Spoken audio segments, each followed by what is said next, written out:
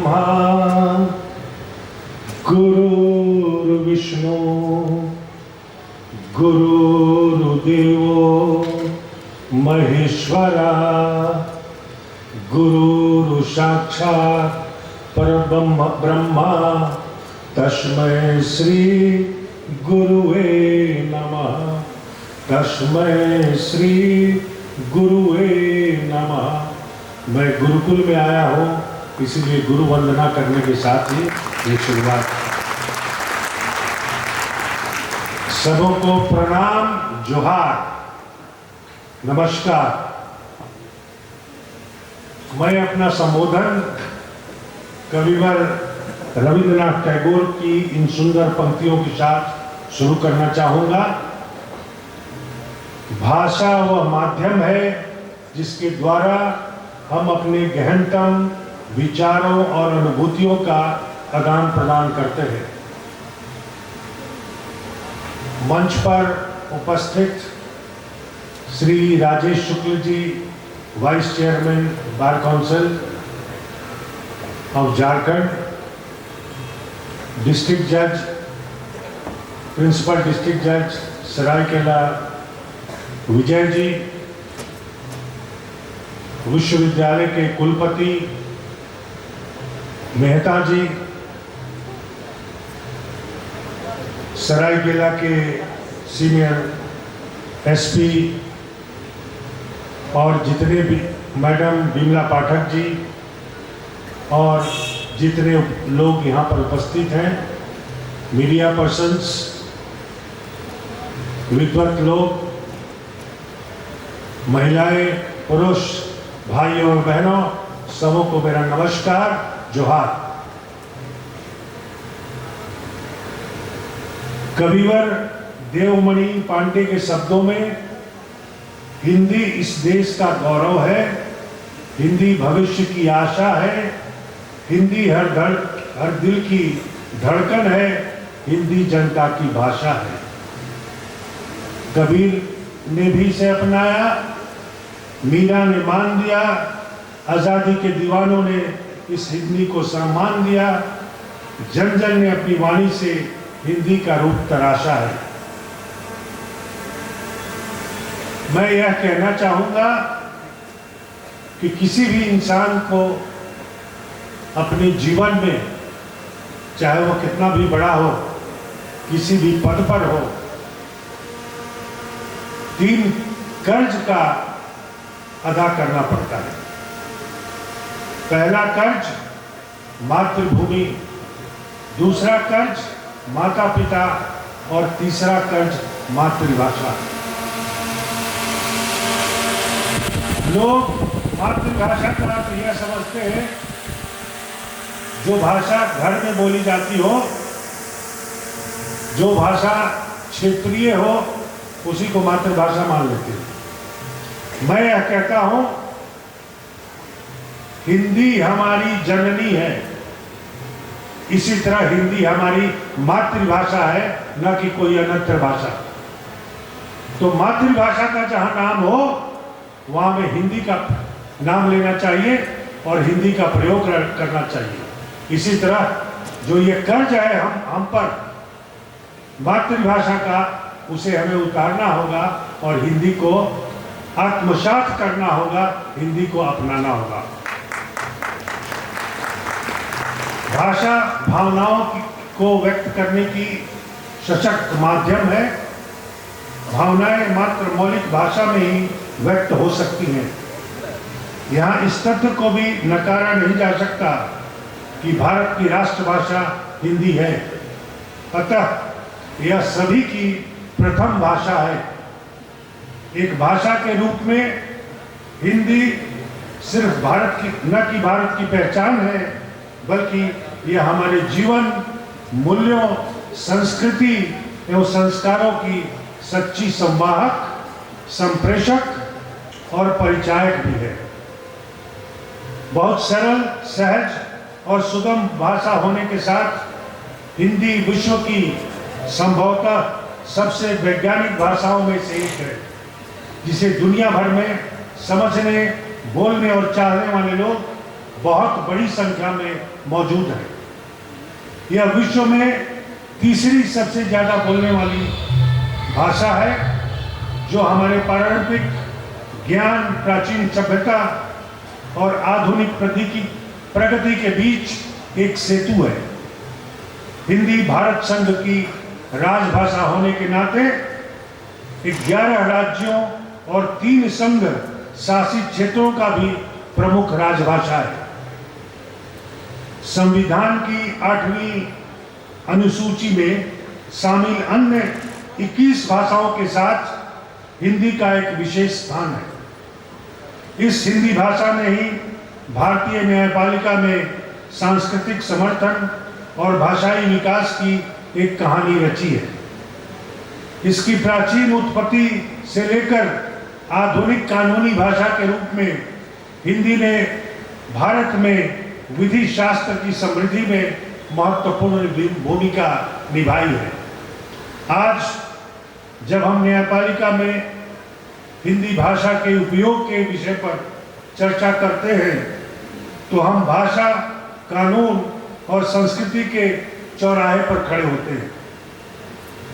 भारत जैसे भाषाई विविधता वाला देश हमारी कानूनी प्रणाली में एक सहज स्वीकार्य स्वदेशी को सरल करने की भाषा की भूमिका केवल प्रक्रिया के विषय नहीं है, बल्कि यह हमारी सामूहिक पहचान और आकांक्षाओं का प्रतिबिंब भी है। और ये हिंदी ही है जो अपनी समृद्ध विरासत और व्यापक उपयोग के साथ हमें कानूनी कार्रवाई के क्षेत्र में अपनी क्षमता और चुनौतियों का पता लगाने के लिए आमंत्रित करती है। आइए हम भारतीय न्यायपालिका के संदर्भ में हिंदी की गहराई और गतिशीलता को समझते हुए इस अन्वेषण को शुरू करें। भाषा एक सांस्कृतिक प्रणाली के सबसे महत्वपूर्ण तत्वों में से एक होने की योग्य है, जो दोनों की क्षमता रखती है। जनता को एकजुट करना और उन्हें एक दूसरे के खिलाफ खड़ा भी करना।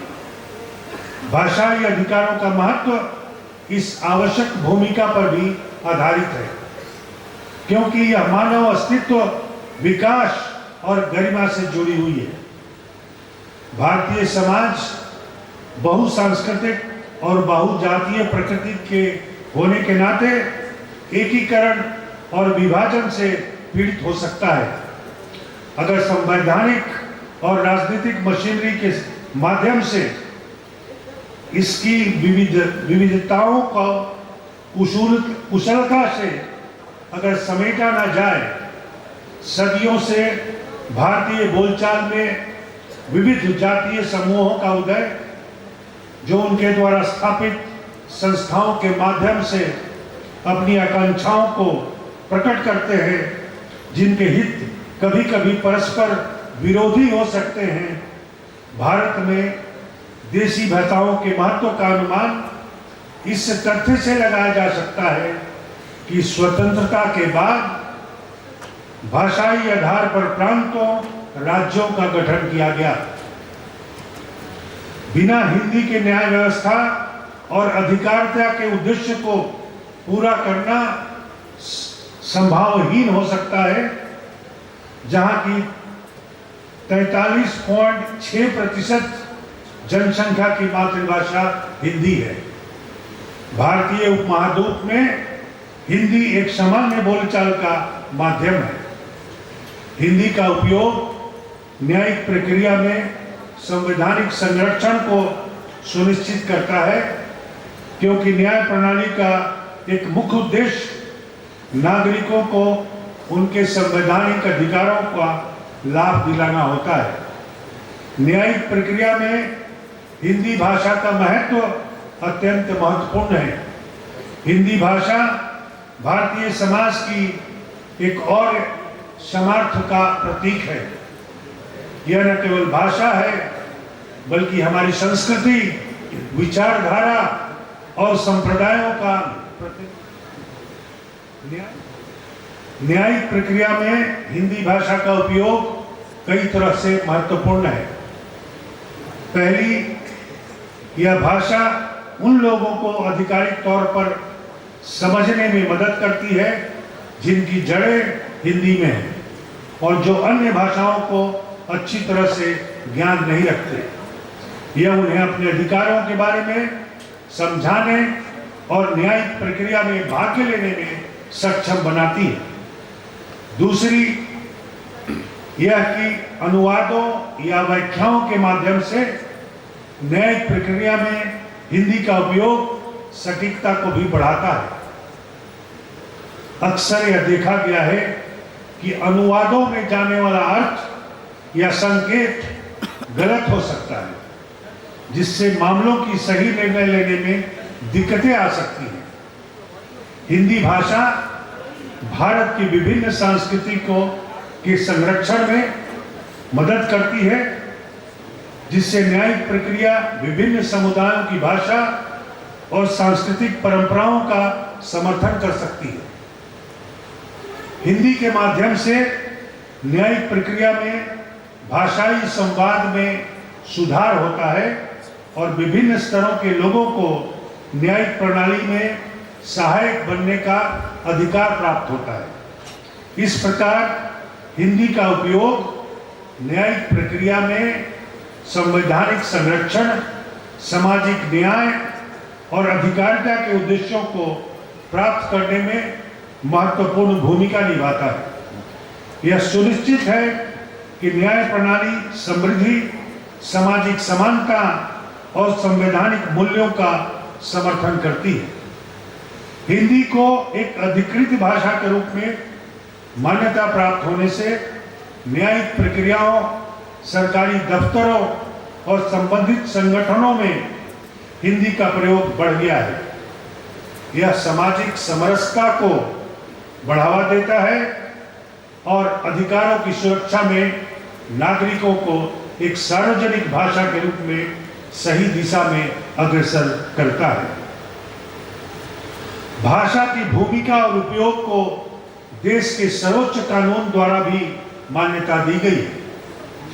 भारत के संविधान के अनुसार अंग्रेजी उच्च न्यायालयों और सर्वोच्च न्यायालयों की भाषा है। हालांकि संविधान के अनुच्छेद 348(2) के माध्यम से राष्ट्रपति की सहमति से किसी राज्य का राज्यपाल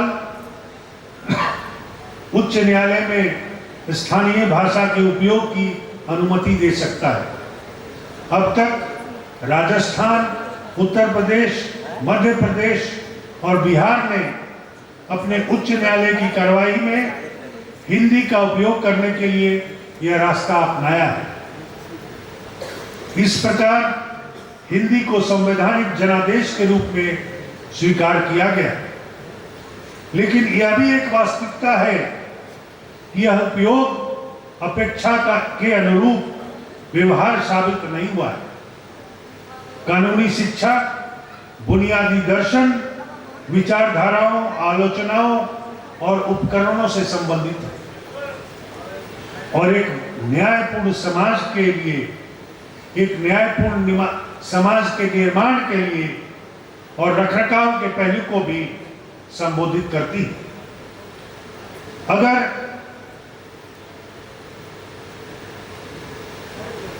यह इस कारण से हुआ है कि कानूनी शिक्षा में भाषा न केवल विचार व्यक्त करने के माध्यम के रूप में कार्य करती है, बल्कि किसी कुचेष्टा के खिलाफ उपाय प्रदान करने के लिए, कानून की सफलता तय करने के लिए एक लंबा रास्ता तय करती है। 2022 तक हरियाणा ने अपनी सभी दीवानी और फौजदारी मामलों को अदालतों में पूर्ण हिंदी में बदलने के प्रयास में सैकड़ों अदालती कर्मचारियों को फिर से प्रशिक्षित करना, वकीलों के लिए भाषा अभिविन्यास कार्यक्रम आयोजित करना और न्यायाधीशों को अंग्रेजी के बजाय हिंदी में अपने फैसला शुरू करने के लिए तैयार करना। इस बदलाव का कारण अदालती कार्रवाई को बहुसंख्यक हिंदी भाषी जनता के लिए अधिक सुलभ बनाना है। लेकिन राज्य में मौजूदा न्यायिक मशीनरी वर्तमान में काफी हद तक अंग्रेजी पर चलती है। अब तक अदालतों में काम करने वाले सभी रीडरों, आशुलिपिकों और डाटा एंट्री ऑपरेटरों की भर्ती अंग्रेजी पर पकड़ के आधार पर की गई है। लेकिन अब उन्हें अपना सारा अधिकारी काम हिंदी में करना है। इसी तरह वकीलों और न्यायालय के वादों में हिंदी में पैरवी करने और बहस करने के लिए हमें प्रशिक्षित करना होगा और न्यायाधीशों को भी अपनी टिप्पणियों और निर्णयों में स्थानीय भाषा को अपनाना होगा। भारत के 18वें विधि आयोग ने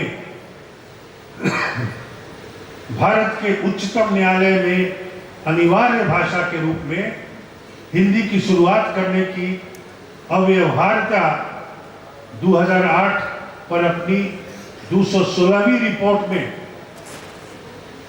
सभी हितधारकों के साथ विस्तृत विचार विमर्श करने के उपरांत अन्य बातों के साथ सिफारिश की गई है कि उच्चतम न्यायपालिका पर वर्तमान सामाजिक संदर्भ में किसी भी प्रकार का परिवर्तन, चाहे वह प्रेरक स्वरूप का ही क्यों न हो, नहीं थोपा जाना चाहिए।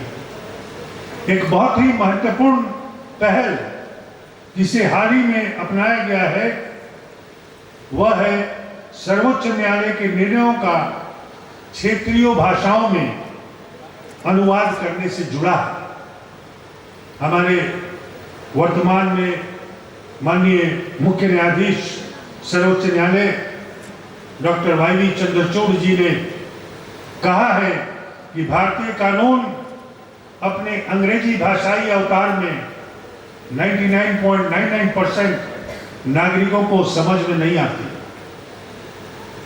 उन्होंने कहा कि न्याय तक पहुंच अब तक सार्थक नहीं हो सकता जब तक कि नागरिक उस कानून और निर्णयों की भाषा को सहजता से समझने में सक्षम न हो। अतः जरूरी है कि हमारे कानून और न्यायालयों के निर्णय उस भाषा में हो जिसे आम नागरिक सामान्य रूप से बोलते और समझते हैं। इसके अलावा भारत के माननीय मुख्य न्यायाधीश ने स्पष्ट किया है कि कानूनी अंग्रेजी का 4 भाषाओं में अनुवाद, जिसमें हिंदी भी शामिल है, आम लोगों तक कानून और न्याय को सहज रूप से रखने और पहुंचाने की एक शुरुआत है। मैं आप सबों को यह बताना चाहूंगा, क्योंकि राजेश शुक्ला जी ने मुझे यहाँ इसलिए आमंत्रित किया है और कुलपति जी ने उस आमंत्रण को मुझ तक पहुँचाने में जो कार्य किया है उसके लिए मैं बहुत आभारी हूँ। लेकिन हिंदी दिवस मनाया जा रहा है। राष्ट्र कवि दिनकर जी के लिए बहुत सम्मान, वो बिहार के पहले कवि और पूरे हिंदुस्तान में एकमात्र कवि जिन्हें राष्ट्र कवि की संज्ञा दी गई, राष्ट्र कवि के विशेषण से उन्हें सम्मानित किया गया, यह हमारे लिए बहुत गौरव की बात है। मैंने राजेश शुक्ल जी से कहा कि इस हिंदी दिवस में किसी हिंदी के विद्वान को बुलाना ज़्यादा बेहतर होगा। एक न्यायपालिका के न्यायाधीश को आमंत्रित करने का क्या तुक है, मैंने उनसे जानना चाहा। उन्होंने कहा कि न्यायपालिका में, न्याय प्रणाली में हिंदी का उपयोग विशेष महत्व रखता है, तो उसको अपने कार्य प्रणाली में न्यायपालिका में अधिवक्ताओं के बीच, न्यायाधीशों के बीच और सबसे ज़्यादा जो लोग न्यायपालिका का दरवाजा खटखटाते हैं, न्यायपालिका से न्याय के लिए जाते हैं, अगर जो न्याय मिलता है उसकी अगर समझ उन्हें नहीं हो तो न्याय बेकार है। इसी उद्देश्य से यह बहुत जरूरी है और बहुत बड़ा पहल है। मैं धन्यवाद देता हूं कुलपति जी को और राजेश शुक्ला जी को कि उन्होंने इस पहल का आगाज किया है। यह साधारण सी बात है कि अपने मुकदमा को जो लोग पीड़ित हैं अधिवक्ता के पास सबसे पहले ले जाते हैं, अधिवक्ता को वो समझाने में सफल होते हैं, अधिवक्ता न्यायालय में उनकी बात को रख पाते हैं कि नहीं पाते हैं उसकी समझ उनको नहीं है, इसलिए कि वो अंग्रेजी भाषा से परिचित नहीं। इसके बाद सरकारी पक्ष क्या होता है उनके केस में, इसकी भी समझ उनके नहीं हो पाती और अंत में जो न्याय निर्णय होता है वह क्या होता है, केवल यही वो जान पाते हैं कि हम जीत गए या हार गए, किस कारण से जीते या किस कारण से मुकदमा उनके अगेंस्ट में रहा या वो हार गए, इसकी जानकारी अधिवक्ता उन तक नहीं पहुंचा पाते या उन्हें समझाने में सफल नहीं हो पाते। तो यह दुर्भाग्य है हमारे देश का, दुर्भाग्य है इस राज्य का कि अभी तक न्यायपालिका में हम लोगों ने हिंदी को पूर्णतः आत्मसात नहीं किया है और अपनाया नहीं। लेकिन मैं जो लीगल स्टेप्स, जो विधि के क्षेत्र में जो जिस कार्य को मुख्य न्यायाधीश ने, सर्वोच्च न्यायालय के हमारे मुख्य न्यायाधीश डॉक्टर जस्टिस चंद्रचूड़ जी ने बढ़ाया है, वो अंजाम तक पहुंचेगा और वो दिन दूर नहीं जब हिंदी हमारे न्यायालयों में भी कार्य प्रणाली का माध्यम बनेगी और हम सभी उससे लाभान्वित होंगे।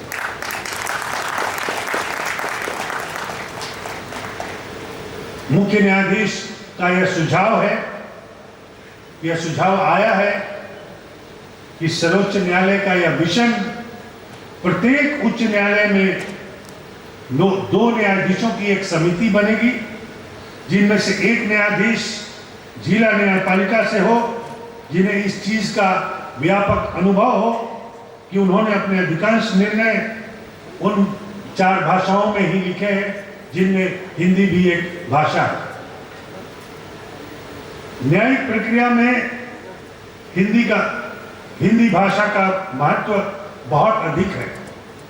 हिंदी भाषा भारतीय संस्कृति और समाज का महत्वपूर्ण हिस्सा है और इसका न्यायिक प्रक्रिया में महत्व अब देखा नहीं किया जा सकता।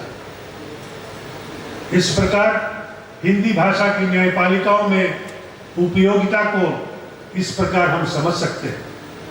पहला महत्व यह है कि हिंदी भाषा का व्यक्ति के अपने अधिकारों को समझने और उनके प्रति सहज समर्थन बनाने में अनेक बार ऐसा देखा गया है कि न्यायिक प्रक्रिया में भाषाई समस्याओं के कारण अपने अधिकारों को नहीं समझते। हिंदी भाषा का उपयोग हम उन्हें उनके अधिकारों के बारे में सही जानकारी प्रदान करा सकते हैं और उन्हें समझाने में मदद कर सकते हैं। दूसरा महत्व यह है कि हिंदी भाषा का न्यायिक प्रक्रिया में विवादित मामलों को समझने में और न्यायिक निर्णय लेने में कई बार अनुवादों में असंगतताएं दिखती है, जिससे सही निर्णय नहीं लिया जा सकता। हिंदी भाषा का प्रयोग हम न्यायिक प्रक्रिया को आम जनों को समझाने में मदद कर सकते हैं और सही निर्णय ले सकते हैं। तीसरा महत्व है न्यायिक प्रक्रिया में सामाजिक न्याय और समरसता को बढ़ावा देने में हिंदी भाषा का प्रयोग हर समाज में विभिन्न वर्गों और समुदायों को एक साथ ला सकते हैं ताकि सभी को समानता का एहसास होता है। समाज में भाषा का महत्व सिर्फ साधारण संवाद के संदर्भ में नहीं होता, बल्कि यह एक सामाजिक और सांस्कृतिक पहचान का भी हिस्सा है। हिंदी की उपयोगिता न्यायिक प्रक्रिया में सामाजिक न्याय और समरसता को बढ़ावा देती है, क्योंकि यह भाषा विभिन्न वर्गों और समुदायों को एक साथ लाती है।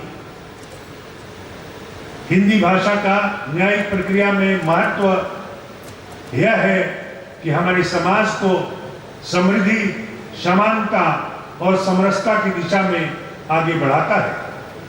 इससे समाज में विशेषता और सहजता आती है, जो न्यायिक प्रक्रिया को भी प्रभावित करती है और सही निर्णयों की गारंटी प्रदान करती है। संवैधानिक दृष्टि से हिंदी को राष्ट्रभाषा मानकर उसे सामाजिक और सांस्कृतिक संदर्भ में स्थापित करना भाषा के माध्यम से राष्ट्रीय एकता और एक संवैधानिक सामाजिक समरसता की भावना को बढ़ावा देता है, और इसका अनुसरण करते हुए हम सब मिलकर एक विकसित, एकत्रित और मजबूत भारत की दिशा में कदम बढ़ा सकते हैं। हिंदी की महत्वपूर्णता न्यायालय में उच्च है, क्योंकि यह सामाजिक एकता, साक्षरता, राजनीतिक समर्थन, कानूनी अधिकार और संवैधानिक संरक्षण में मदद करती है। इसके पहले कि मैं अपने वाणी को विराम दूं, मैं आप सबों से यह कहना चाहूंगा कि हिंदी का प्रयोग हमें गर्व से करनी चाहिए, चाहे वह कोई भी हो। हमें हिंदी भाषा का फक्र होना चाहिए, हमें गौरवान्वित महसूस होना चाहिए कि हम हिंदी भाषा बोलते हैं। आम लोगों में यह बात पाई जाती है कि जो लोग ज़्यादा पढ़े लिखे होते हैं, अपने को विद्वान समझते हैं, उन्हें हिंदी बोलने में कुछ कठिनाई होती है या यूं कहें शर्म महसूस करते हैं। जो जितना अधिक विद्वान है उसे अपनी भाषा पे गर्व होनी चाहिए, न कि विदेशी भाषा पे गर्व होनी चाहिए।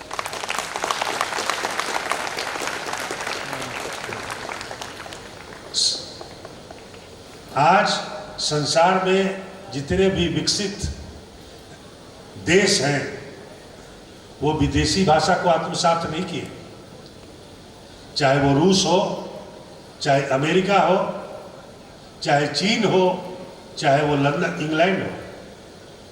सब लोग अपनी भाषा का प्रयोग करते हैं। यह दुर्भाग्य हमारे देश का है कि हमारे देश के बड़े बड़े नेता अंग्रेजी में बोलने अपने आप को गौरवान्वित समझते हैं। लेकिन मैं आपको बता दूं कि यूएनओ में जब हमारे